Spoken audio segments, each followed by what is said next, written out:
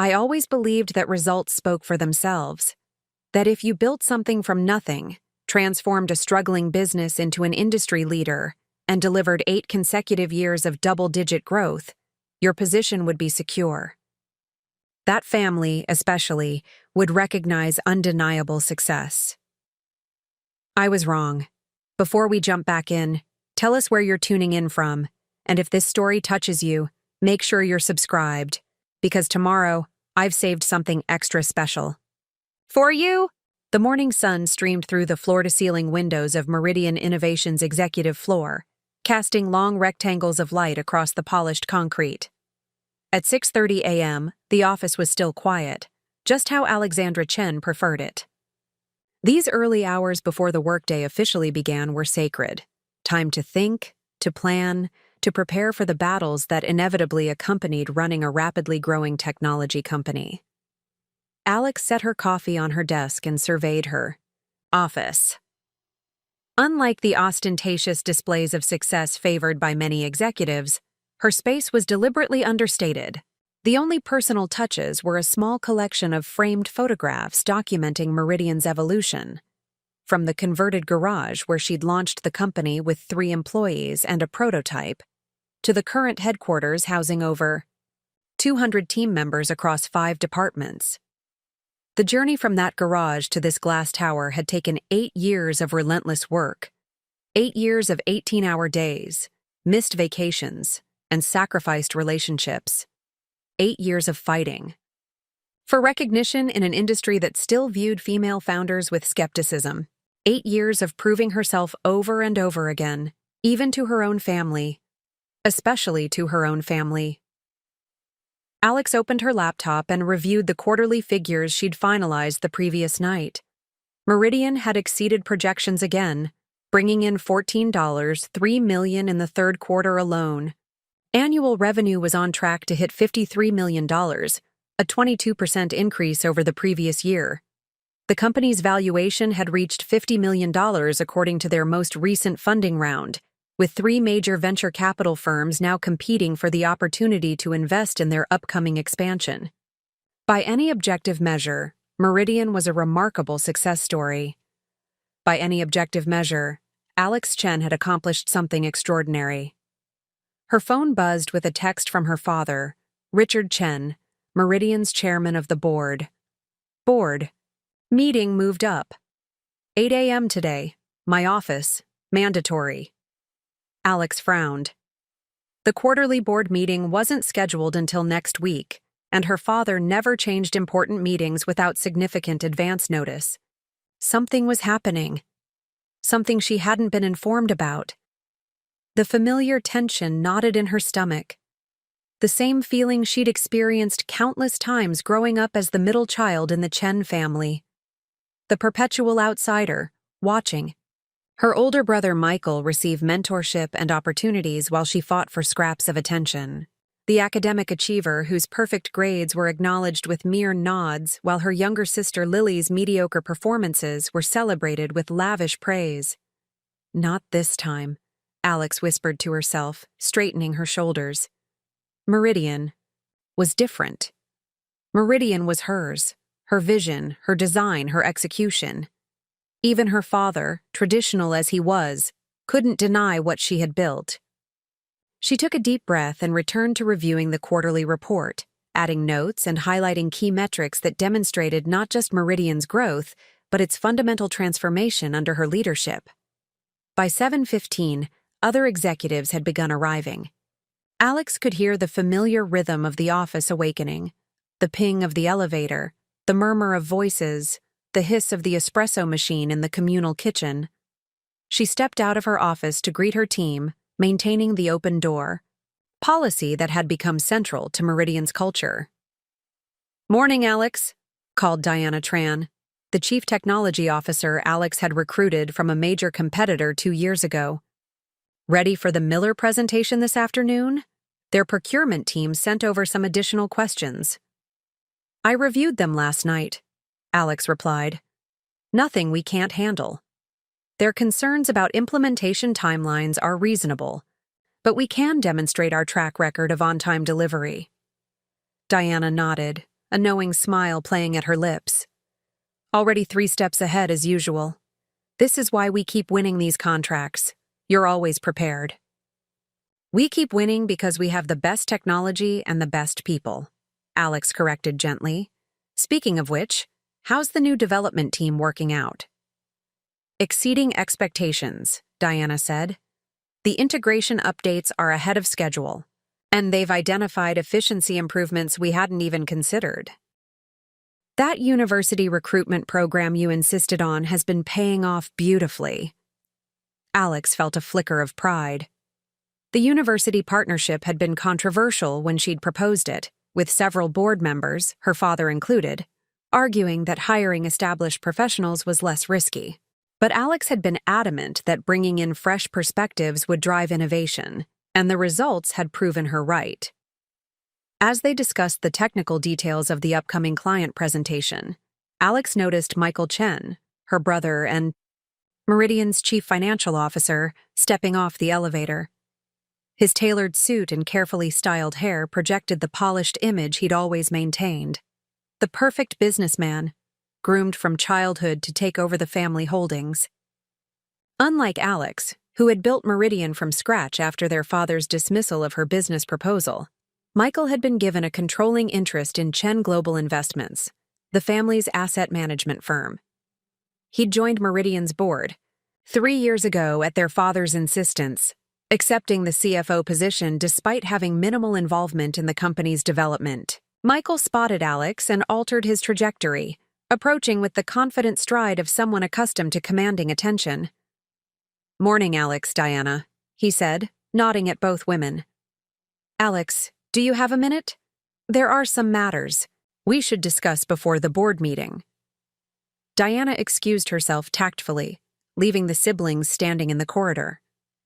Michael glanced around and lowered his voice. "Dad's bringing in some key investors today, representatives from Vantage. Capital and Horizon Partners will be joining the board meeting." Alex's eyes narrowed. "That wasn't on the agenda. Why wasn't I informed? I'm the CEO." Michael shrugged, the gesture deliberately casual. "Last-minute development. They flew in yesterday. Dad thought it best to handle the preparations himself." "What preparations? What exactly is being discussed at this meeting, Michael?" "Strategic direction, future leadership, long-term vision." He straightened his tie, avoiding direct eye contact. "Nothing to worry about. Just be prepared to discuss transition planning." "Transition planning?" Alex repeated, her voice deliberately measured despite the alarm bells ringing in her mind. "Transition to what exactly?" Before Michael could respond, his assistant approached with an urgent message, allowing him to extract himself from the conversation with a vague, "We'll discuss it at the meeting." Alex watched him retreat down the hallway, the knot in her stomach tightening. 8 years of building Meridian had taught her to trust her instincts, and right now every instinct was screaming that something significant was happening behind her back. She returned to her office and closed the door, a rare occurrence that signaled to her team that she needed privacy. Sitting at her desk, Alex pulled up the company's organizational documents and reviewed the shareholder agreement for the 100th time. As founder and CEO, she held 42% of Meridian's shares. Her father, as initial investor and chairman, controlled 30%. Various early employees and minor investors held 15%. The remaining 13% had been allocated to Michael when he joined the company, another of her father's non-negotiable conditions.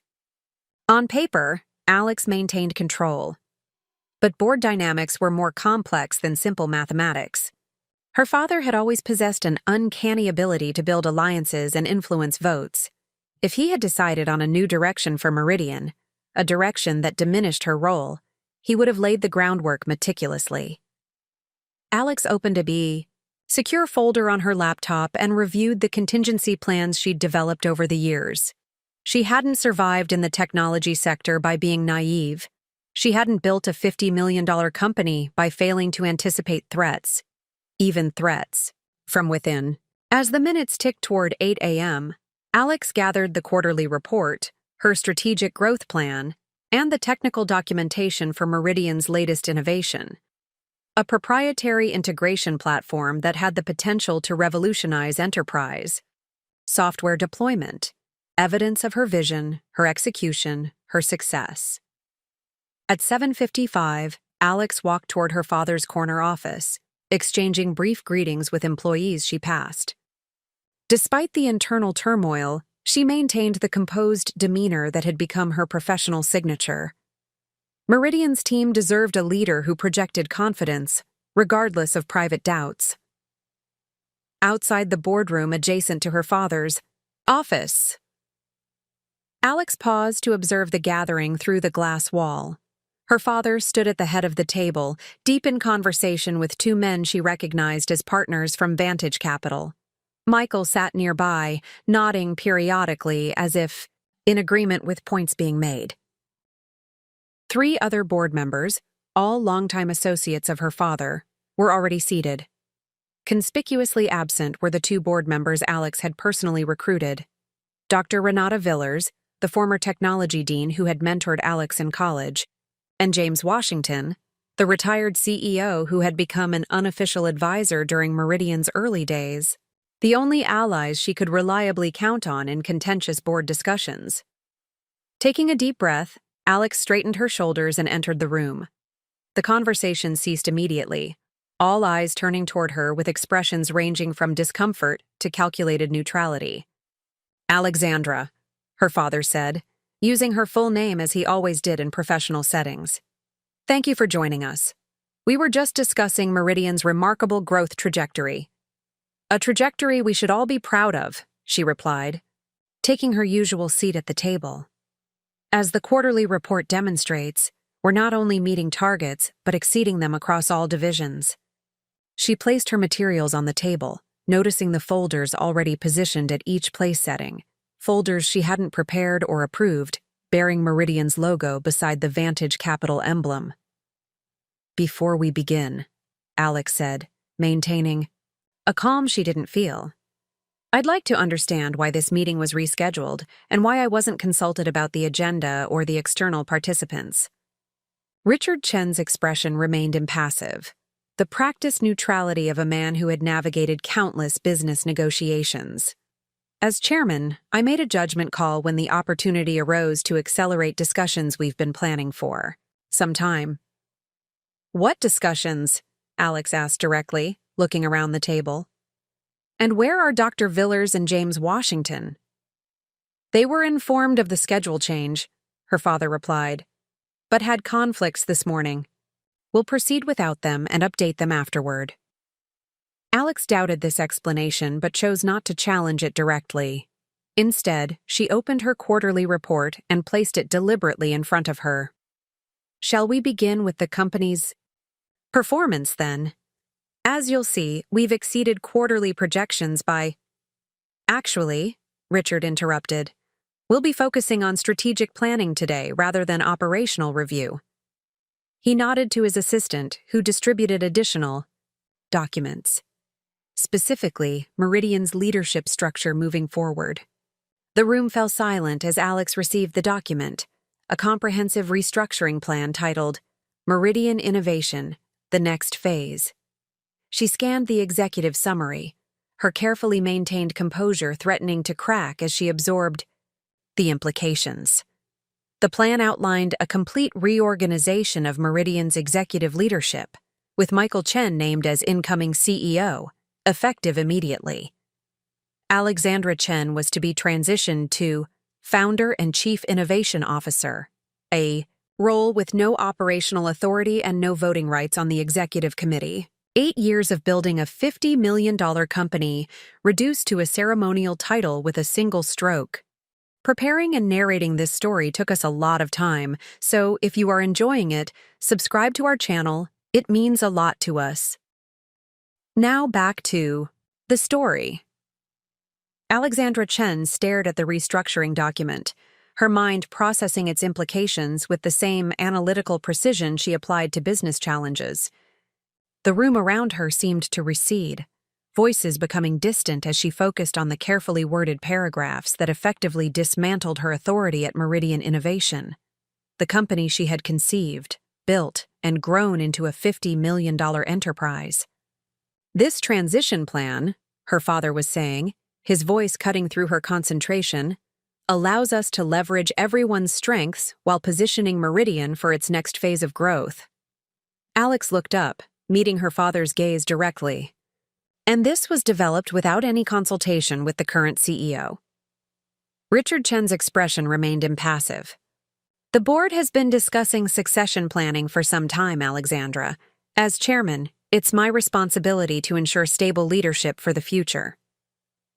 Stable leadership, Alex repeated, her tone deliberately measured. Meridian has experienced 8 consecutive quarters of double-digit growth under my leadership. We've increased market share by 27% in the last year alone. Our client retention rate is 96%, well above industry average. By what metric does this suggest instability? One of the Vantage Capital partners, Davis Hamilton, according to the business card positioned in front of him, cleared his throat. Ms. Chen, if I may. Your operational achievements are impressive and acknowledged. However, as Meridian approaches the scale where institutional investment becomes necessary for continued expansion, governance considerations become paramount. Governance considerations, Alex echoed. Such as experience navigating relationships with major investment firms, Hamilton replied smoothly. Long-term strategic vision aligned with market trends. Leadership continuity planning. Alex felt a flicker of indignation, quickly suppressed. Mr. Hamilton, before founding Meridian, I spent 4 years in venture capital. Our current growth strategy, which I personally developed, projects market positioning 5 years forward. And I've built a leadership team with an average retention rate of 94%, compared to the industry standard of 76%. She turned to face the entire board. These sound like post hoc justifications for a decision that's already been made. What I'd like to understand is why. The silence that followed was heavy with discomfort. Board members exchanged glances, waiting for someone else to respond. It was Michael who finally spoke, his voice carrying the practiced sympathy of someone delivering prepared remarks. Alex, this isn't a reflection on your capabilities. You've built an impressive foundation, but Meridian is entering a new phase, one that requires different leadership strengths. Different strengths, Alex said flatly. And you believe you possess these strengths despite having joined the company only 3 years ago, with no prior experience in enterprise software? Michael's smile tightened slightly. My background in financial management and corporate governance provides exactly what Meridian needs at this juncture. The board agrees that my relationships with institutional investors will be crucial for the next funding round. Alex looked around the table, studying each face in turn. The 3 board members who were her father's associates avoided her gaze, suddenly fascinated by the documents before them. The Vantage Capital partners maintained professional neutrality, observers rather than participants in this family drama. Her father watched with the same inscrutable expression he had perfected over decades of business negotiations. I see, Alex said finally. And this decision is unanimous? The recommendation comes from the governance committee, her father replied. A committee that conspicuously excludes the 2 board members I appointed, Alex noted, who conveniently couldn't attend this meeting. Richard Chen's expression hardened slightly. The committee vote was 4 Neo in favor. The full board will vote today, but with the support of major shareholders represented here, the outcome is clear. Alex did the mental calculation quickly. Her father controlled 30% of shares. Michael held 13%. If the Vantage Capital partners, who collectively represented about 7% through their managed funds, sided with them, they would have exactly 50%. Not enough to force the change without at least one more vote. This isn't just about titles, Alex said, focusing on the practical implications. This restructuring fundamentally alters Meridian's strategic direction. The Chief Innovation Officer, Role described here has no operational authority, no budget control, and no direct reports. You're essentially removing me from the company I built. Not removing, Michael interjected quickly. Repositioning. Your creative vision is still valued. You'll be free to focus on product innovation without the administrative burdens of running the company. The condescension in his tone was subtle but unmistakable. The same tone he had used when they were children, and he would explain why their father gave him privileges denied to her. Because he was older. Because he was the son. Because he would eventually lead the family businesses. Some things never changed. Let's be clear about what's happening here, Alex said, her voice steady despite the anger building inside her. I founded Meridian when no one, including everyone at this table, believed in its potential. I secured initial clients, developed the core technology, hired the key team members. I've grown this company into a $50 million enterprise that's revolutionizing enterprise software integration. She continued, looking each person in the eye as she spoke. And now that Meridian has proven successful, now that the risk has been mitigated and the value established, I'm being pushed aside so my brother can take credit for what comes next. Alexandra, her father said sharply, this is inappropriate. The board's recommendation is based on objective assessment of Meridian's leadership needs. Is it? Alex challenged. Then perhaps the board can explain why Michael, with 3 years of involvement and no technology experience, is better positioned to lead a technology company than its founder and current CEO, under whose leadership the company has consistently outperformed projections? The uncomfortable silence returned, broken only when Hamilton from Vantage Capital spoke again. Ms. Chen, speaking candidly, institutional investors often prefer established governance models. Your brother's background at Chen Global Investments provides a familiar profile that reassures potential investors. The subtext was clear. A male CEO with conventional credentials was more marketable to conservative investors than a female founder, regardless of actual performance metrics. Alex had encountered this bias countless times throughout her career. The subtle devaluation of her achievements, the higher standards to which she was held, the constant need to prove herself. While mediocre men were given the benefit of the doubt, she had fought through it, building Meridian despite these headwinds. But she had never expected to face this same bias from her own family, within the company she had created. I'd like to review the full transition plan before any vote is taken, Alex said, maintaining her professional demeanor through sheer force of will. Her father nodded, as if granting a minor concession. Of course. We've allocated 30 minutes for review before proceeding to the vote. 30 minutes to review? A complete corporate restructuring? Alex raised an eyebrow. That seems unusually rushed for a decision of this magnitude. The timeline is tight because the Vantage team has a flight this afternoon, Richard explained. And the framework has been in development for several weeks. Several weeks. Weeks during which Alex had been meeting with clients, refining Meridian's technology, driving the business forward, all while her father and brother had been plotting to remove her from leadership. The betrayal stung more than she wanted to admit. Alex opened the comprehensive document and began reading methodically, ignoring the discomfort permeating the room.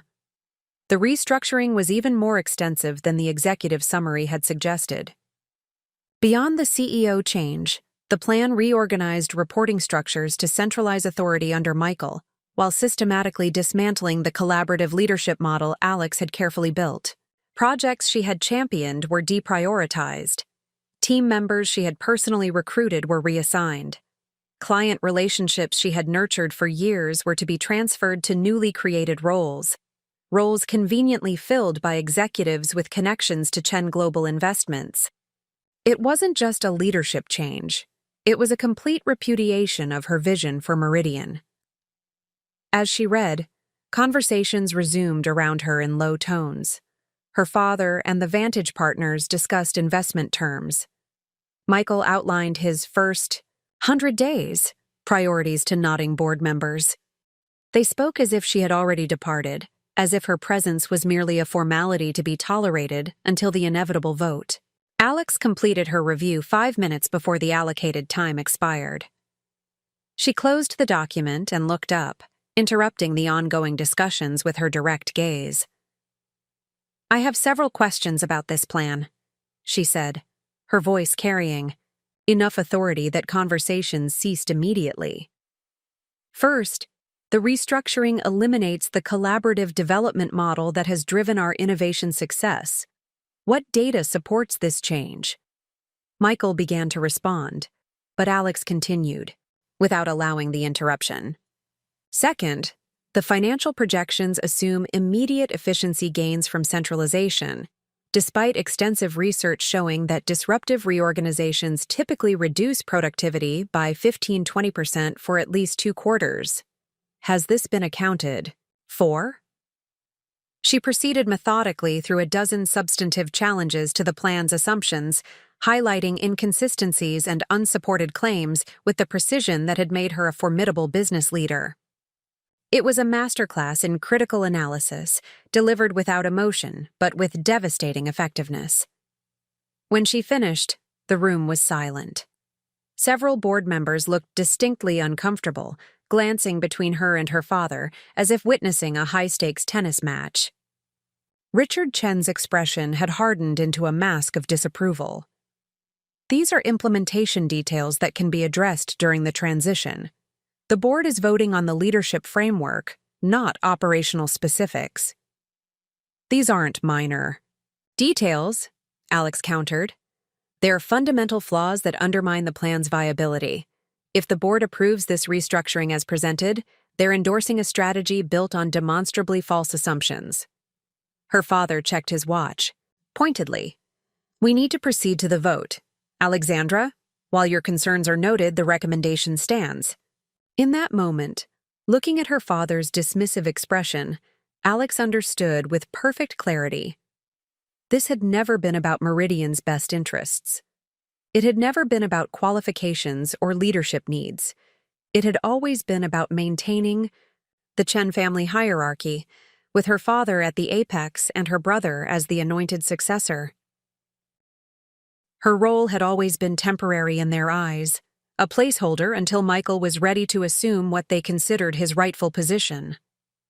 "Before we vote," Alex said, her voice quiet but firm, "I'd like to remind the board of their fiduciary responsibility to act in the best interest of all shareholders, not just the Chen family. This restructuring represents a fundamental departure from the strategy that has driven Meridian's success to date." Davis Hamilton shifted uncomfortably. "Ms. Chen raises valid points about process. Perhaps we should consider—" "The governance committee has made its recommendation," Richard interrupted. "We will proceed with the vote."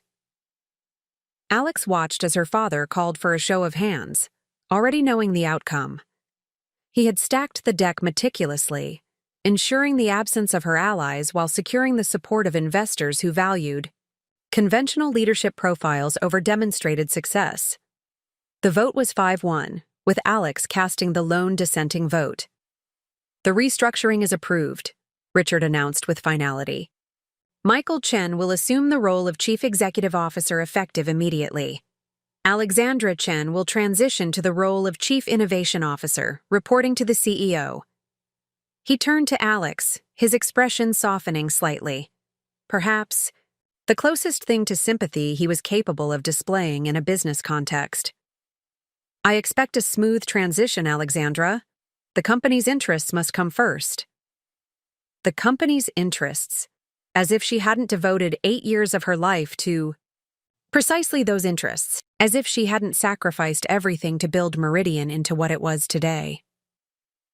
Alex stood slowly, gathering her materials with deliberate calm. "If the board has no further need of me today, I'll begin preparing for the transition." Without waiting for a response, she walked toward the door, maintaining perfect posture despite feeling as though the floor was shifting beneath her feet. She could feel their eyes on her back, some sympathetic, others calculating, her father's likely already focused on the next item of business. 8 years of building a $50 million company, and in less than an hour, she had been reduced to a subordinate role in her own creation. As the boardroom door closed behind her, Alex paused in the empty hallway, allowing herself a moment to process what had just happened. The betrayal was complete, executed with the clinical precision that was her father's hallmark in business. He had waited until Meridian was valuable enough to attract major investment, then orchestrated her removal to install his chosen successor. Her brother, who had contributed nothing to Meridian's creation and only marginally to its growth, would now reap the rewards of her vision and labor. Through the glass walls of the surrounding offices, Alex could see her team working. Engineers collaborating on code, marketing specialists reviewing campaign materials, account managers speaking with clients. They didn't yet know that everything was about to change. They didn't yet know that the leader who had recruited them, mentored them, and built Meridian's distinctive culture had just been effectively demoted in her own company. But they would, soon enough. And the news would spread beyond Meridian's walls to clients, partners, and competitors. By tomorrow, the entire industry would be discussing how Alexandra Chen had been pushed aside in the company she founded. Alex straightened her shoulders and walked toward her office, her mind already shifting from shock to strategic analysis. This wasn't over, not by a long shot. She had built Meridian from nothing once before. If necessary, she could do it again. But first, she needed to understand her options, and for that, she needed to make a call. Alexandra closed her office door, a rare occurrence that immediately signaled to her team that something significant had happened.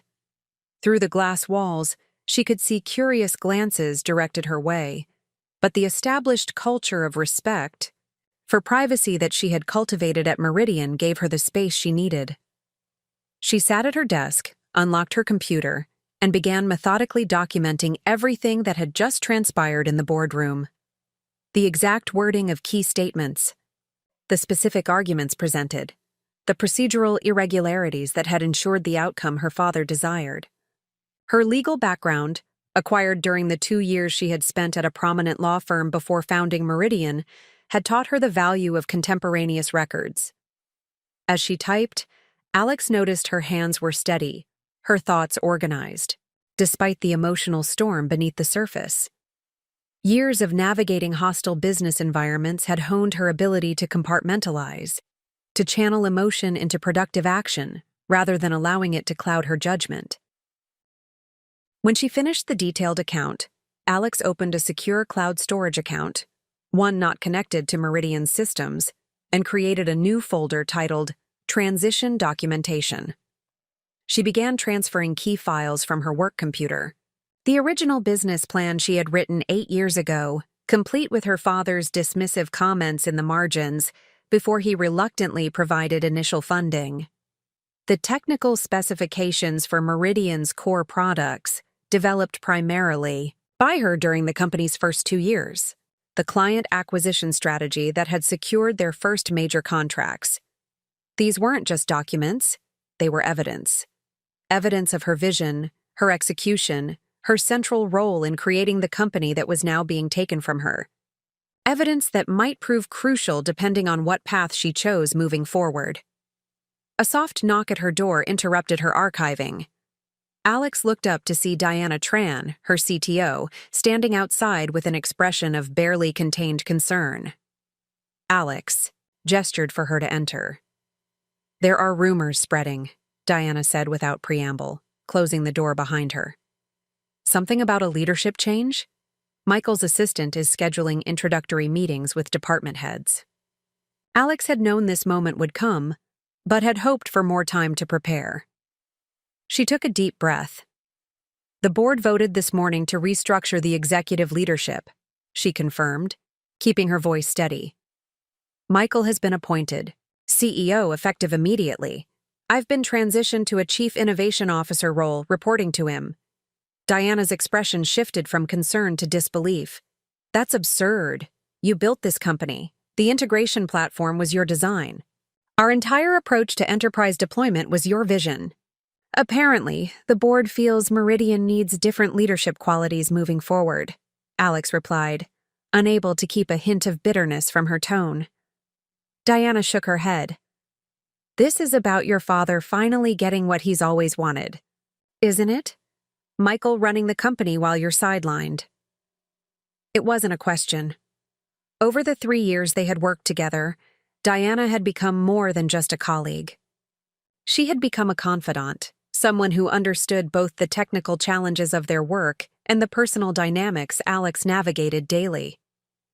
Diana had her own experience with family businesses and the complex interplay of professional merit and personal relationships. The official justification involves governance models preferred by institutional investors, Alex said. But yes, essentially. Diana sat down across from Alex, her expression hardening into determination. So what's the plan? You can't possibly be accepting this. The directness of the question caught Alex off guard. In the boardroom, surrounded by her father's allies, fighting had seemed futile. But Diana's automatic assumption that she would challenge the decision reminded Alex of something crucial. She wasn't alone. I'm still assessing options, Alex admitted. Legally, the board vote is binding. My shareholder position gives me influence but not control. This isn't just about legal control, Diana insisted. It's about who actually knows how to run this company, who the clients trust, who the team follows. She leaned forward. Have you spoken with Catherine Morgan yet? Catherine Morgan, CEO of TELUS Industries, was Meridian's largest client, a Fortune 100 company that had implemented their integration platform across 17 countries. The deployment had been challenging, requiring Alex's direct involvement and several custom modifications to meet TELUS's specific requirements. What had begun as a purely professional relationship had evolved into mutual respect between the two female executives navigating male-dominated industries. Not yet, Alex said, considering the implications. The board meeting just ended. You should, Diana urged, before Michael or your father attempts to manage that relationship. Catherine has been clear that TELUS's contract renewal hinges on our continued innovation roadmap, the one you personally presented to her last month. Alex nodded slowly, recognizing the strategic value of securing key client relationships during this transition. If major clients expressed reservations about the leadership change, it would strengthen her position considerably. You're right, she acknowledged. I need to speak with Catherine and our other strategic clients before the official announcement goes out. Diana's expression became more hesitant. There's something else you should know. The integration team has been working on a significant enhancement to the core platform, the adaptive learning module you conceptualized last year. We've made a breakthrough that could transform our competitive position. That's excellent news, Alex said, genuinely pleased despite the circumstances. The adaptive learning capability had been her vision for extending Meridian's technology beyond static integration to dynamic, self-optimizing systems. We were planning to surprise you with a demonstration next week, Diana continued. But given what's happening, you should know that this innovation is completely tied to your original architecture. No one else at Meridian, including Michael, truly understands how it works or why it matters. The implication was clear. Meridian's next competitive advantage, potentially its most significant, depended on Alex's technological vision. Thank you for telling me, Alex said quietly. How close is it to deployment ready? 3 weeks, maybe 4 with proper testing. But Alex, Diana hesitated. This isn't just another feature. This could redefine enterprise integration. It's your concept, your architecture, if you leave. She didn't finish the sentence, but she didn't need to. If Alex left, Meridian would struggle to complete the innovation that could secure its future. If she stayed but was marginalized, her brother would likely take credit for work he hadn't done and didn't understand. Alex was still processing these implications when her phone buzzed with an incoming text. It was from James Washington, one of the board members conspicuously absent from that morning's meeting. "Just heard what happened. This is unconscionable. Call me immediately." Followed seconds later by another message. "Don't communicate through Meridian systems. Use your personal phone." The warning sent a chill through Alex. James was not prone to paranoia or overreaction. If he was concerned about communications being monitored, the situation was even more precarious than she had realized. "I need to make some calls," Alex told Diana. "Can you quietly gather documentation on the adaptive learning module's development? The original concept notes, the architecture specifications, progress reports, anything that clearly establishes provenance." Diana nodded, understanding immediately. "I'll have everything secured by end of day. And Alex, the team will want to hear from you directly about what's happening. People are already asking questions." "I know," Alex sighed. "I'll address them once I have more clarity on what happens next. For now, please keep this between us." After Diana left, Alex gathered her personal items and laptop. She needed privacy for the conversations ahead, conversations that would likely shape her future and possibly Meridian's as well. The company headquarters, with its glass walls and her father's watchful presence, was no longer a safe space for strategic planning. She left her office, exchanging brief acknowledging nods with team members as she passed. Their curious glances told her that rumors were already spreading. It wouldn't be long before the official announcement turned those rumors into uncomfortable reality. In the elevator, Alex used her personal phone to text James Washington. "Leaving office now. Will call from secure location in 30 minutes. As she crossed the lobby, she spotted Michael emerging from a conference room with two of the Vantage Capital partners. His expression as he noticed her was a complex mixture of triumph poorly concealed behind a mask of professional courtesy. He raised a hand as if to signal her, but Alex maintained her stride, exiting the building without acknowledgement. The spring air felt unexpectedly refreshing after the stifling atmosphere inside. Alex walked briskly to her car, her mind categorizing immediate priorities with the organizational clarity that had made her an effective CEO. Secure client relationships. Document her contributions. Understand legal options. Assess team loyalties. Evaluate the adaptive learning module's strategic implications. 20 minutes later, she was seated at a quiet table in the back corner of Elysian Cafe, a small coffee shop several miles from Meridian's headquarters. She had chosen it deliberately, independent, not part of her regular routine, and with excellent Wi-Fi protected by proper security protocols.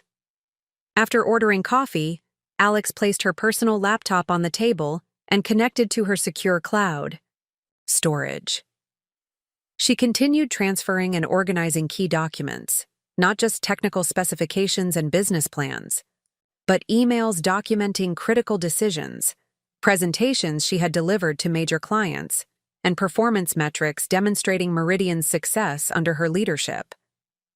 It wasn't just about building a case, it was about reclaiming her narrative, ensuring that her contribution to Meridian couldn't be minimized or erased once she no longer controlled the company's official communications.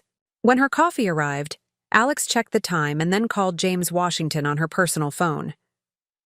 "Alexandra," he answered immediately. "I'm appalled by what Richard has done. Walk me through exactly what happened this morning." Alex provided a concise but detailed account of the board meeting, James's experience as a former CEO, allowing him to quickly grasp both the procedural irregularities and the strategic implications. "This was meticulously planned," James said, when she finished. "The absence of your allies, the presence of the investment partners, the compressed timeline for review. Classic ambush tactics." "I recognize the playbook," Alex confirmed. "What I don't understand is why now? Meridian is performing exceptionally well. Our valuation has never been higher. Why risk destabilizing the company with a leadership change? James was quiet for a moment, then spoke carefully. This may relate to discussions happening beyond Meridian. There have been rumors about Chen Global Investments facing liquidity challenges. Several major investments have underperformed significantly. Alex frowned, connecting dots she hadn't previously considered. You think my father needs Meridian's success to shore up other parts of the family business? It's a theory worth exploring, James replied. Richard has always viewed Meridian as just one component of the Chen portfolio, not as the independent entity you've tried to build. The revelation shifted Alex's understanding of the morning's events. This wasn't just about family hierarchy or her father's traditional views on succession. It was about control of a valuable asset at a moment when other assets might be faltering. That would explain the urgency and the involvement of Vantage Capital, Alex said, thinking aloud. If my father is positioning for a significant capital infusion, having Michael in charge gives him more direct control over Meridian's resources. Precisely, James confirmed, which makes your next moves critically important. What are you considering? Alex took a deep breath, organizing her thoughts. I have 3 potential paths. 1. Accept the new role, work within the constraints, and try to protect what I've built from within. 2. Challenge the restructuring legally, focusing on the procedural irregularities and potential breach of fiduciary duty. 3.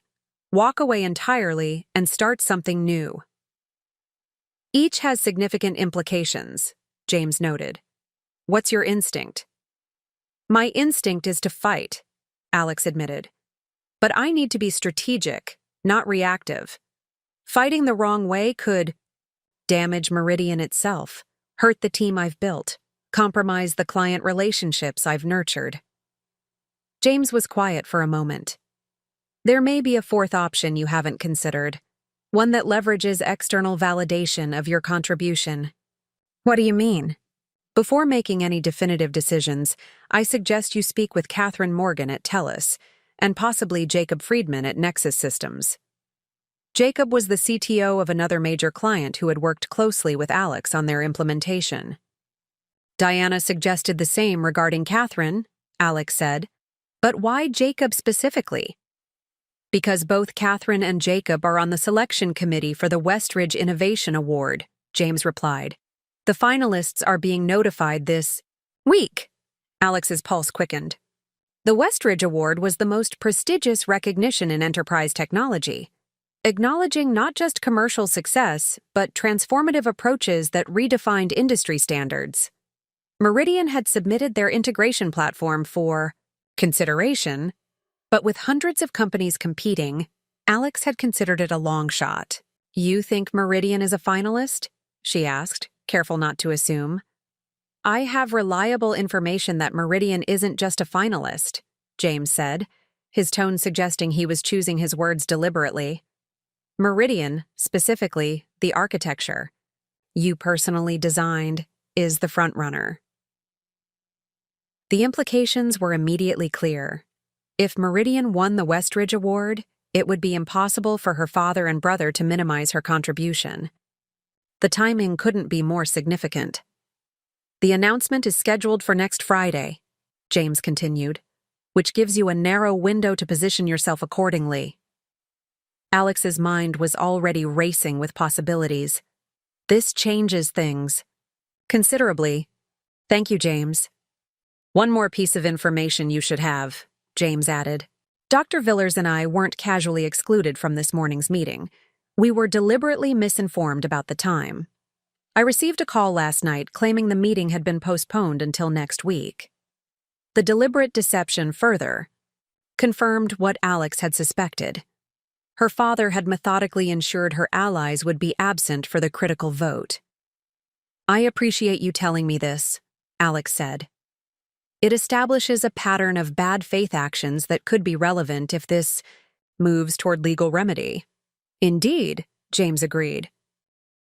Now, regarding your next steps, I suggest you prioritize documenting everything while memories are fresh, securing key client relationships, and assessing where team loyalties truly lie. And Alexandra. Don't underestimate your value in this equation. You built Meridian. Without you, its future is far from certain. As their call concluded, Alex sat back in her chair, processing this new information. The Westridge Award could change everything, providing external, indisputable validation of her central role in Meridian's success at precisely the moment her father and brother were attempting to diminish it. For the first time since the boardroom confrontation, Alex felt a spark of something beyond strategic calculation, something that felt remarkably like hope. She opened her contacts list and scrolled to Catherine Morgan's name. It was time to make the call that might change everything. Alexandra's fingers hovered over Catherine Morgan's contact information on her phone. This call would be pivotal, not just for managing an important client relationship during a leadership transition, but potentially for reshaping the narrative her father and brother were attempting to construct. She paused, recognizing that emotion might compromise effectiveness. Taking a deep breath, Alex organized her thoughts methodically, as she would before any high-stakes client interaction. She needed to be strategic, not just reactive. Before calling Catherine, Alex opened her laptop and created a new document titled Client Impact Assessment. She began mapping out Meridian's key client relationships, categorizing them by several factors: revenue contribution, strategic importance, personal relationship strength, and primary contact point within Meridian. The pattern became immediately clear as she worked through the list. The most significant client relationships, those representing over 70% of Meridian's recurring revenue, were primarily managed by Alex herself. These weren't just transactional relationships, they were strategic partnerships built on trust and consistent delivery of value. Many had been secured through her personal network and maintained through her direct involvement in solving complex implementation challenges. Michael, despite his 3 years at the company, had minimal client contact. His focus had been internal financial management and investor relations, important functions certainly, but disconnected from the client relationships that formed Meridian's lifeblood. Alex documented this pattern meticulously, supplementing her analysis with specific examples. The weekend she had personally debugged a critical integration issue for Nexus Systems. The customized implementation strategy she had developed for TELUS Industries that had become a case study in enterprise deployment. The 3-month collaboration with Horizon Technologies that had resulted in a joint patent application. These weren't just anecdotes. They were evidence of her irreplaceable role in Meridian's success. Evidence that would become critically important in the conversations ahead. With this documentation complete, Alex felt prepared to make the call. She selected Catherine's number, composing herself as the phone rang. "Alex, perfect timing," Catherine answered, her characteristic directness immediately apparent. "I was about to call you. We've been reviewing the implementation metrics from the Asian expansion, and the results are exceptional. Your team has outperformed every projection." "I'm glad to hear that," Alex replied, momentarily thrown by the positive opening but quickly refocusing. "Catherine, something significant has happened at Meridian that you should be aware of directly from me, rather than through formal channels." There was a brief pause before Catherine responded, her tone shifting to cautious alertness. "I'm listening." "The board voted this morning to restructure Meridian's executive leadership," Alex explained, maintaining professional composure. "My brother Michael has been appointed CEO, effective immediately.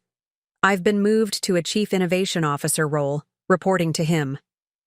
The silence that followed lasted several seconds longer than a typical conversational pause, a clear indication of Catherine's surprise. "That's unexpected," Catherine finally said, her careful word choice revealing more than a more emotional response would have. "Particularly given Meridian's current trajectory and the success of our implementation. May I ask what prompted this change?" Officially, the board believes Meridian requires different leadership qualities as we scale, Alex replied, sticking to verifiable facts rather than assumptions.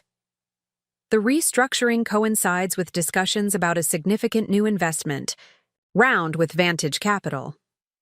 I see, Catherine said, in a tone suggesting she understood the subtext perfectly. As one of the few female CEOs in a Fortune 100 company, Catherine had navigated her share of gender-biased boardroom politics. And the integration platform roadmap we discussed last month?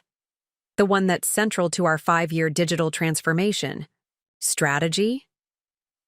The question was precisely what Alex had hoped for. Immediate concern about the business implications rather than polite acknowledgement of a personnel change. That's one reason I wanted to speak with you directly, Alex said. The roadmap we developed remains my vision for the platform's evolution. In my new role, I'll continue advocating for that direction, but I wanted you to be aware that ultimate decision authority now rests with different leadership. Leadership with significantly less understanding of enterprise integration architecture, Catherine noted, not phrasing it as a question. That would be an accurate assessment, Alex confirmed, allowing Catherine to draw her own conclusions without making disparaging statements about her brother or father. Catherine was quiet for a moment, then spoke with the decisive clarity that had marked her own rise to corporate leadership. Alex, TELUS selected Meridian specifically because of your architectural approach and implementation methodology.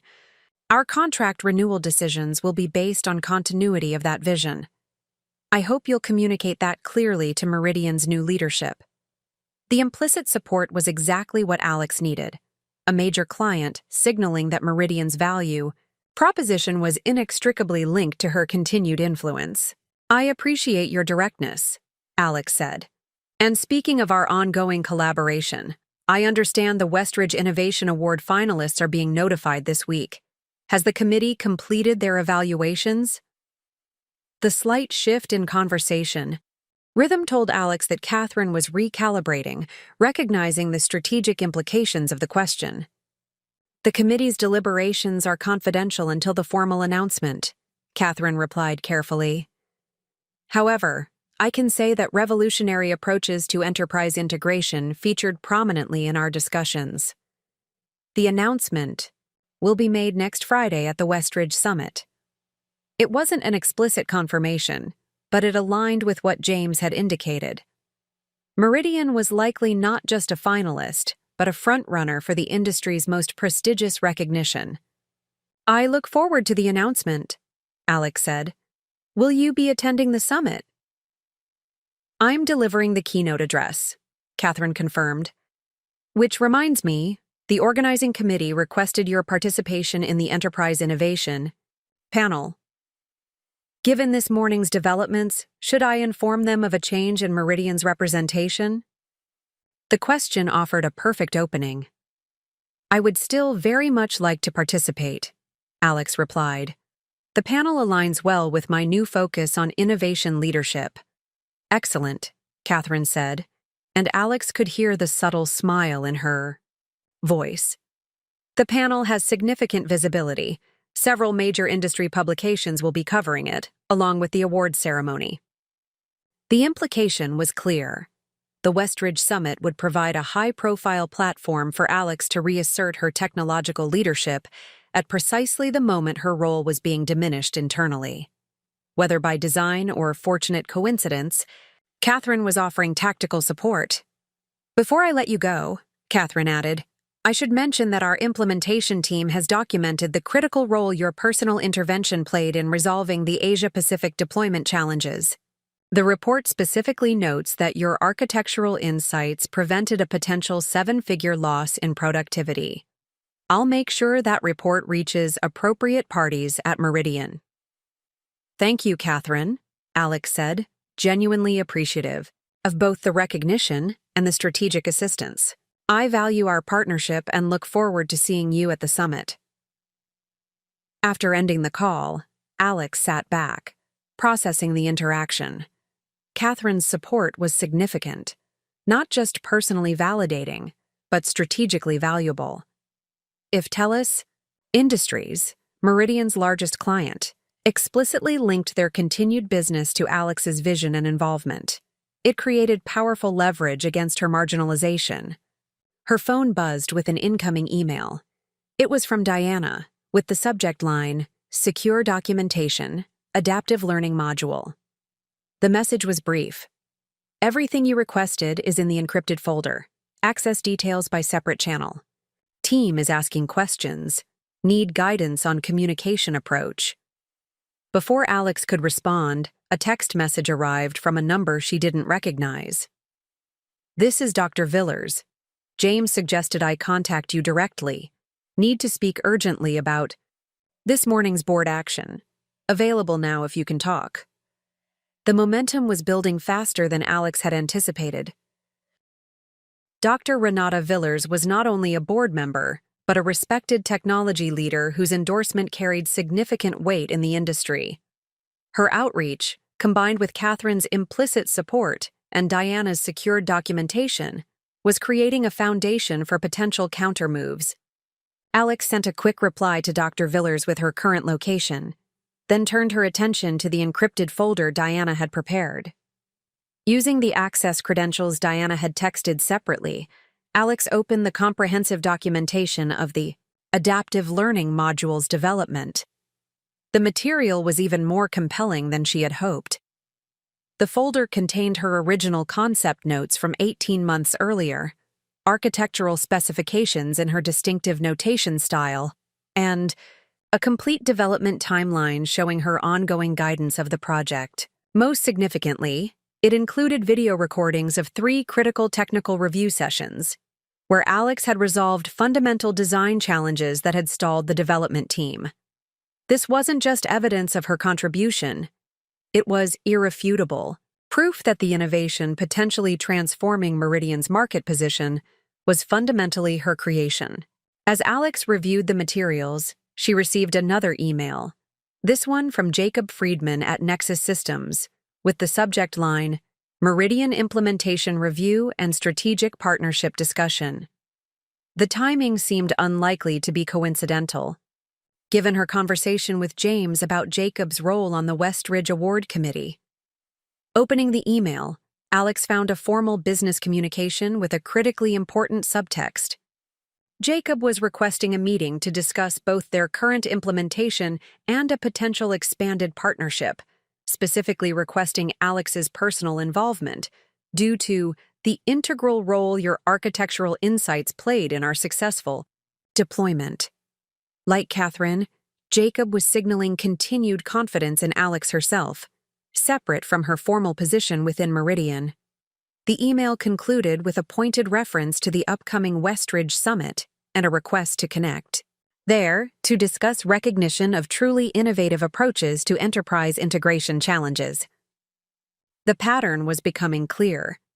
Key industry leaders were rallying to acknowledge Alex's contribution precisely when her father and brother were attempting to diminish it. This wasn't coordinated support. These were independent recognitions of her value from people with the professional judgment to recognize genuine innovation. Alex's phone rang, Dr. Villers calling as arranged. She answered, prepared for another strategic conversation. Alexandra, this is unconscionable, Dr. Villers began without preamble, her academic precision giving way to genuine indignation. The manipulation of board procedures alone raises serious governance concerns, but the fundamental misrepresentation of Meridian's innovation lineage is professionally offensive. Alex had always appreciated Dr. Villers' directness. As a pioneering woman in technology who had faced her share of attribution theft throughout her career, the professor understood exactly what was happening at Meridian. I appreciate your perspective, Alex replied. I'm still assessing appropriate responses to this morning's decision. Before you determine your path forward, you should be aware of several relevant facts, Dr. Villers continued. First, the governance committee meeting where this restructuring was supposedly approved was never properly convened. I've reviewed board communication records and found no evidence of required notification procedures being followed. This confirmed what James had suggested about procedural irregularities, evidence that could be crucial in challenging the board's action. Second, Dr. Villers continued, I've been privately contacted by 2 venture capital firms interested in Meridian's technology, both specifically citing your architectural approach as the primary value driver. They reached out to me as a board member with relevant technical expertise, seeking confirmation that your continued involvement was secure before proceeding with investment discussions. This revelation added another dimension to the situation. If external investors viewed Alex's leadership as central to Meridian's value proposition, her father's restructuring potentially compromised the company's ability to secure advantageous funding terms. And third, Dr. Villers concluded, the Westridge Innovation Award Committee has completed its deliberations. While I cannot violate confidentiality requirements, I suggest you prepare appropriate remarks for the summit next Friday. Your presence will be significant. The confirmation, while carefully phrased, was unmistakable. Meridian had won the prestigious award, providing external validation of Alex's vision at the most critical possible moment. Thank you for this information, Alex said, her mind already processing the strategic implications. It clarifies several aspects of my current situation. Alexandra, Dr. Villers said, her tone softening slightly. Throughout my career, I've witnessed too many brilliant women pushed aside once their innovations proved valuable. Don't allow your contribution to be erased from Meridian's narrative. The technology community is watching, and many of us stand ready to ensure proper attribution is maintained. After concluding the call, Alex sat in thoughtful silence. The IEI morning's devastating board decision was being counterbalanced by an unexpected wave of external validation. Catherine Morgan, Jacob Friedman, Dr. Villers, James Washington, influential industry figures were independently affirming her central role in Meridian's success. More significantly, she now had concrete evidence documenting her contributions. The adaptive learning module development records, client implementation reports specifically crediting her interventions, and apparently an imminent industry award, recognizing her architectural innovation. The narrative her father and brother had attempted to construct, of Michael as the natural leadership successor and Alex as merely a technical contributor, was being systematically undermined by objective, external assessment. Alex opened her laptop and began organizing this growing body of evidence into a coherent framework. This wasn't just about defending her position. It was about establishing an undeniable record of her role in creating Meridian's value. A record that would be difficult for even her father to dismiss. As she worked, a notification appeared on her phone, a company-wide email from Michael Chen announcing his appointment as CEO and outlining the exciting new chapter in Meridian's evolution. The message included a brief acknowledgement of Alexandra's contributions to date and her continued value in a focused innovation role. The carefully worded corporate communication contrasted sharply with the morning's boardroom reality, attempting to normalize a hostile takeover as a natural transition. Reading between the lines, Alex could see her father's practiced corporate messaging strategy: present significant changes as positive evolution, minimize disruption implications, and control the narrative before alternative perspectives could emerge. Under normal circumstances, such messaging might be effective, but circumstances were rapidly proving far from normal. Alex finished organizing her documentation and checked the time. Just over 3 hours had passed since the board vote. That was supposed to end her leadership at Meridian. In that short span, she had gathered compelling evidence of her irreplaceable value, secured implicit support from key industry figures, and confirmed forthcoming public recognition that would directly contradict the diminished role her father had assigned her. The foundation for a countermove was taking shape, far more rapidly than she had dared to hope. But evidence alone wouldn't reverse what had happened. Alexandra now needed to transform this documentation into strategic leverage, and for that, she needed to make one more critical call. Alexandra knew that evidence alone, however compelling, wouldn't be sufficient to counter her father's carefully orchestrated takeover. She needed allies, not just supporters who recognized the injustice of her situation, but strategic partners positioned to influence outcomes. With this in mind, she composed a text message to Diana. Need to speak with core team leaders. Arrange secure meeting off-site 7 p.m. Essential participants only. Absolute discretion required. The response came quickly. Location confirmed. Harper's Mill private room. 6 attendees confirmed. Harper's Mill was a restored industrial space converted to an upscale restaurant on the outskirts of the city, far from Meridian's headquarters, and unlikely to be frequented by her father or brother. Diana had chosen well, understanding both the need for privacy and the importance of neutral territory. With the meeting arranged, Alex turned her attention to her most crucial call. She scrolled through her contacts and selected a name. Eleanor Zhao, founding partner at Summit Ventures and one of the most respected investors in enterprise technology. Unlike the representatives from Vantage Capital who had attended that morning's board meeting, Eleanor was known for prioritizing innovation over conventional corporate structures. More importantly, she had expressly declined to invest in businesses where founders were prematurely pushed aside. Alex and Eleanor had first connected 3 years earlier at an industry conference where Alex had presented Meridian's integration approach. While no formal investment relationship had materialized, they had maintained periodic contact, with Eleanor occasionally providing informal mentorship on growth strategy and capital planning. Taking a deep breath, Alex made the call. Alexandra? Chen, Eleanor answered, her characteristic efficiency immediately apparent. This is unexpected. I heard rumors about changes at Meridian this morning.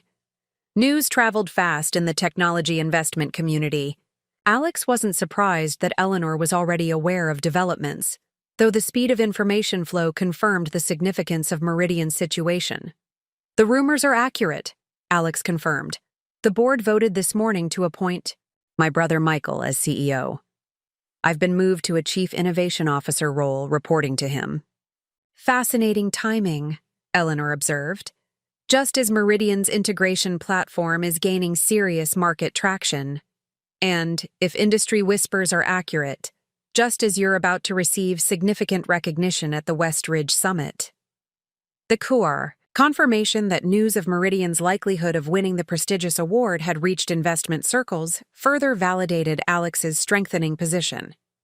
The timing is indeed noteworthy, Alex agreed, maintaining professional understatement. Rather than expressing the personal frustration she felt, I'm calling because I believe you might have insights relevant to my current situation.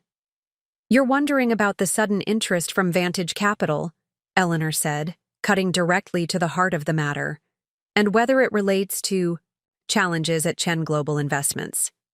Alex hadn't expected such immediate precision. Eleanor's awareness of the connections confirmed James Washington's suggestion that her father's other business interests might be driving the changes at Meridian. That's exactly what I'm wondering, Alex acknowledged. Eleanor was quiet for a moment, weighing considerations that Alex could only guess at. When she spoke again, her tone carried the measured precision of someone selecting words carefully. I make it a policy not to discuss other firms' investment strategies, she began. However, I can share relevant market observations. Chen Global has experienced significant underperformance in their Asia-Pacific portfolio over the past 18 months. 3 major positions have declined by over 40%, creating substantial pressure on overall portfolio metrics. This confirmed James's information, but Eleanor's specific knowledge of the extent of the losses provided crucial context. Additionally, Eleanor continued, several institutional investors have expressed concerns about governance structures at Chen, portfolio companies, particularly regarding succession planning and leadership continuity. The subtext was clear. Investors were questioning Richard Chen's leadership decisions across his business interests, not just at Meridian. In this context, Eleanor concluded, a successful technology company with demonstrated growth and a clear path to increased valuation would represent a significant stabilizing asset within the broader portfolio, particularly if that company could be quickly positioned for either a substantial funding round or strategic acquisition. The pieces clicked into place with stark clarity. Alex's father wasn't simply asserting traditional family hierarchy by installing her brother as CEO. He was positioning Meridian as a liquid asset to offset losses elsewhere in his business empire, potentially preparing to leverage it or even sell it to address financial pressures she hadn't been aware of. That provides helpful context, Alex said, processing the implications. Would you have any perspective on how Meridian might be viewed by potential investors or acquirers if its founding architectural vision were disrupted during this transition? Eleanor's slight chuckle indicated appreciation for the carefully phrased question.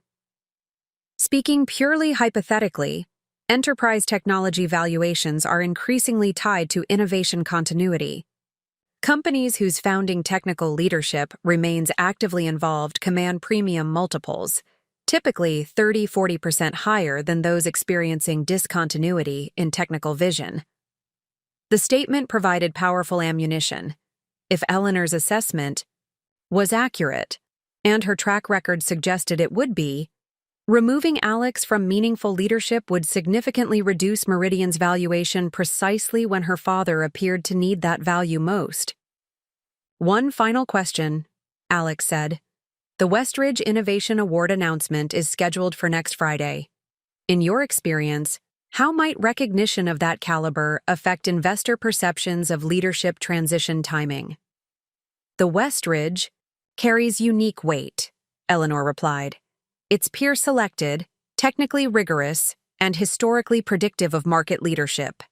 Recipients typically experience immediate valuation increases of 25 to 35%. She paused briefly before adding, and those increases are explicitly tied to the recognized innovation architecture and its creators. Any perception that those creators were being marginalized would likely neutralize or even reverse the positive valuation effect. The information was more valuable than Alex had dared to hope. If Meridian won the Westridge Award for her architectural approach, any attempt to diminish her role would directly undermine the company's market value, creating a clear conflict between her father's personal desire to install Michael as CEO and his financial need to maximize Meridian's valuation. Thank you, Eleanor, Alex said sincerely. This provides valuable perspective as I assess next steps. Alexandra, Eleanor said, her tone shifting slightly. Summit Ventures maintains active interest in innovative enterprise integration approaches. If your future plans evolve in directions requiring strategic capital partners, I hope you'll consider a conversation. The implicit offer was clear. If Alex chose to leave Meridian and start anew, Summit Ventures would be interested in backing her next venture. It was both a vote of confidence in her capabilities and potential leverage in her current situation. I appreciate that considerably, Alex replied. I'll certainly keep it in mind as I evaluate options. After ending the call, Alex sat in thoughtful silence, organizing the new information into her developing strategic framework. Eleanor's insights had confirmed that her father's actions were likely driven by financial pressures at Chen Global Investments, pressures that created potential vulnerabilities in his position. More importantly, they had established that marginalizing Meridian's founder and technical architect could significantly reduce the company's valuation at precisely the moment Richard Chen appeared to need that value maximized. It was a fundamental contradiction that could be leveraged effectively. With these insights in mind, Alex prepared for the evening meeting with her core team members. She spent the next 2 hours organizing her documentation, developing potential scenarios, and outlining strategic options. By the time she left for Harper's Mill, she had a clear vision of both the challenges she faced and the unique advantages her position afforded. The restaurant's private dining room offered a comfortable environment for the sensitive discussion ahead. Alex arrived 15 minutes early, allowing her to review the space and prepare materials. Diana arrived shortly afterward, accompanied by 5 key Meridian team leaders: Marcus Wong, Head of Product Development; Eliza Diaz, Client Success Director; Tomas Rajani, Engineering Team Lead; Susan Chen, no relation, Marketing Director; and Robert Park, Head of Implementation Services. These weren't just department heads. They were the essential architects of Meridian's operational success, the leaders who translated Alex's vision into executable strategy and tangible results. Their presence signaled loyalty that transcended organizational charts. "Thank you all for coming on such short notice," Alex began once everyone was seated and the room secured. "I know today's announcement has created significant uncertainty, and I appreciate your discretion in discussing these developments away from office environments." Diana had apparently already briefed the group on the basic situation, as nodding heads indicated understanding of the subtext. "Before we discuss implications and options," Alex continued, "I want to be clear about my priorities. First and foremost is protecting Meridian's core innovation approach and client relationships. Whatever personal professional challenges I'm navigating, the company's mission and your contributions to it remain paramount." The statement established the appropriate tone, focusing on collective interests rather than personal grievances, despite the clear injustice of her situation. "That said," she acknowledged, "this morning's board decision creates significant strategic questions that affect everyone in this room. The restructuring isn't simply a leadership change. It represents a fundamental shift in how decisions will be made and priorities established." Marcus Wong, who had been with Meridian since its second year, spoke first. "Let's be direct. Michael has minimal understanding of our technology architecture and client implementation methodology. His appointments to date have focused on financial reporting structures, not product innovation. This creates immediate operational risks for in-progress developments. Particularly the adaptive learning module," Tomas added, his engineering perspective cutting to the core technical concern. "That architecture is fundamentally based on your original design principles, Alex. Without your direct involvement in final implementation decisions, we face significant integration challenges." "It's not just technical considerations," Eliza noted, bringing the client perspective.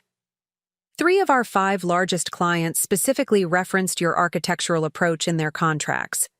Their primary relationships are with you personally, not with Meridian as an abstract entity. Susan nodded agreement. "From a market positioning perspective, our differentiation is explicitly tied to your innovation methodology. All our case studies, white papers, and thought leadership content feature your architectural principles. Removing you from leadership undermines our entire market narrative. And implementation services face immediate practical questions," Robert added. "Client technical teams are accustomed to escalation paths that lead ultimately to you for architectural guidance. Disrupting those pathways creates immediate delivery risks." The rapid assessment from multiple functional perspectives confirmed what Alex had already documented. Her role at Meridian wasn't merely titular leadership that could be casually reassigned. It was functionally embedded in the company's operations, client relationships, and market positioning. "I appreciate these perspectives," Alex said. "They align with documentation I've been compiling today." She opened her laptop and shared key findings from her evidence-gathering efforts, including client relationship metrics, innovation development documentation, and external validation from industry leaders. As the team reviewed this material, Diana raised the question everyone was considering, but no one had yet voiced directly. "What options are you considering, Alex, and how can we support your preferred approach?" It was the pivotal moment, the point where abstract assessment needed to transform into actionable strategy. Alex looked around the table at these colleagues who had become something closer to partners over years of building Meridian together. Their support wasn't just emotional validation, it was a critical strategic asset in whatever came next. "I see three potential paths," Alex said, echoing the framework she had shared earlier with James Washington, but now enhanced with the day's additional information. Option 1. Accept the new role, work within its constraints, and attempt to preserve Meridian's innovation approach despite reduced authority. Option 2. Challenge the restructuring through governance processes and potential legal action, focusing on procedural irregularities and fiduciary duty concerns. Option 3. Depart Meridian entirely and establish a new venture based on evolved architectural principles. The room was silent as the team considered these alternatives, each clearly understanding the significant implications of each path. "Before you weigh in on preferences," Alex continued, "there's additional context. You should understand." She proceeded to share the insights from her conversation with Eleanor Zhao regarding Chen Global Investments' financial challenges and the valuation implications of disrupting founding technical leadership.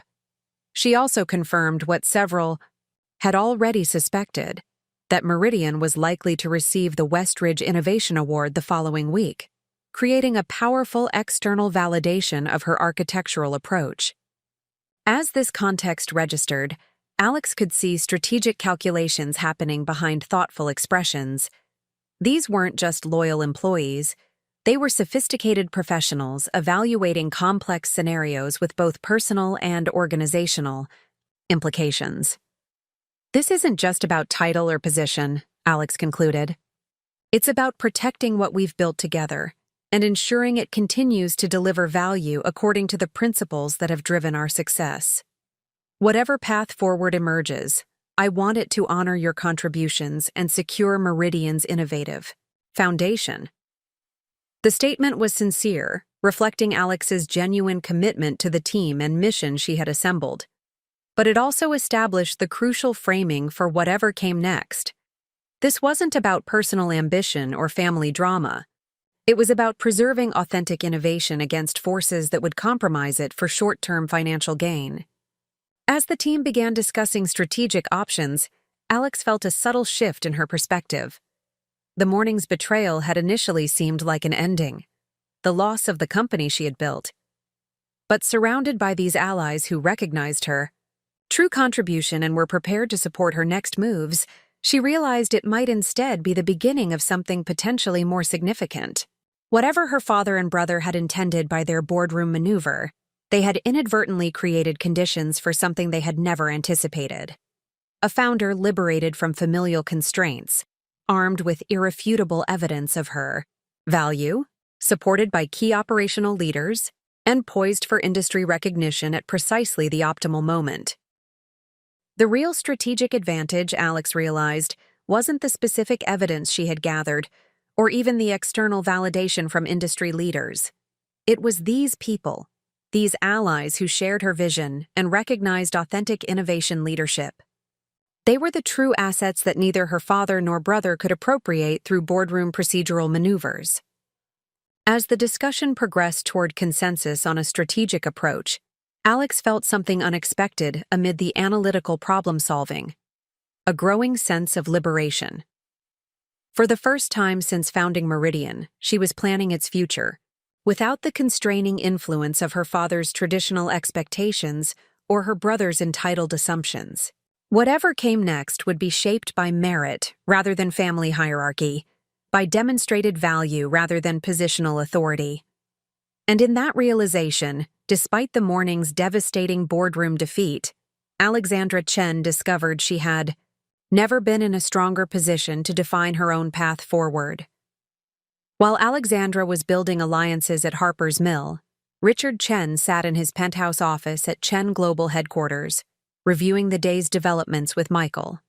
The space reflected Richard's approach to business: traditional, imposing, designed to intimidate rather than collaborate. Heavy wooden furniture, strategic lighting that left visitors slightly uncomfortable while illuminating Richard perfectly, and walls lined with photographs documenting decades of business achievements. Vantage Capital has concerns, Richard said, his tone clipped as he reviewed notes from a call completed minutes earlier. Their team observed Alexandra's reaction during the board meeting and believes she may create complications during the transition. Michael adjusted his tie, a nervous habit he had never outgrown despite years of executive coaching. She was obviously surprised, but she handled it professionally. I don't anticipate significant resistance. Richard's expression communicated clear skepticism. You've consistently underestimated your sister, Michael. It's your most persistent weakness as an executive. He tapped his pen against the polished desk surface. Alexandra doesn't display resistance conventionally.